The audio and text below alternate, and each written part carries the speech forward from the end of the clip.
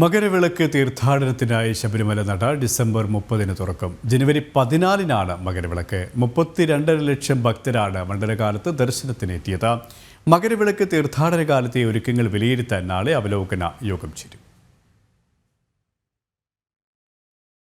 സമാപനം കുറിച്ച് ഇന്നലെ രാത്രി അടച്ച ശബരിമല നട ഡിസംബർ 30-ന് വൈകിട്ട് 5 മണിക്ക് മകരവിളക്ക് മഹോത്സവത്തിന് വീണ്ടും തുറക്കും.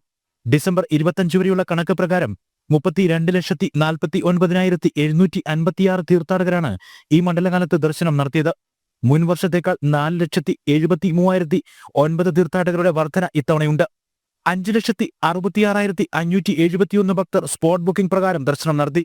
ഡിസംബർ 25 വരെ പുല്ലുമേട് വഴി ദർശനത്തിനെത്തിയത് 74,764 തീർത്ഥാടകരാണ്.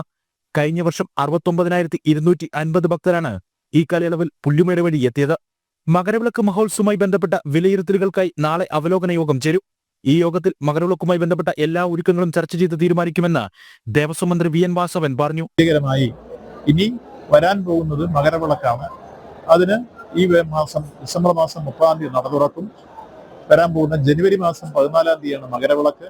അത് ഭംഗിയായി വിജയകരമായി നടപ്പാക്കുന്നതിനെ സംബന്ധിച്ചൊരു കൂടിയാലോചന മുന്നൊരുക്കങ്ങളുടെ ഭാഗം 28-ാം തീയതി പത്തനംതിട്ട കളക്ടറേറ്റിൽ തന്നെ വീണ്ടും യോഗം ചേരുകയാണ്. കഴിഞ്ഞ തവണത്തേക്കാൾ വരുമാനത്തിലും ഇത്തവണ വർധനവുണ്ട്. 28 കോടി രൂപയുടെ വർധനവ് ഇത്തവണ ഉണ്ടായി എന്നാണ് ഇതുവരെയുള്ള താൽക്കാലിക കണക്ക് പ്രകാരമുള്ള വിവരം. ജനം സന്നിധാനം.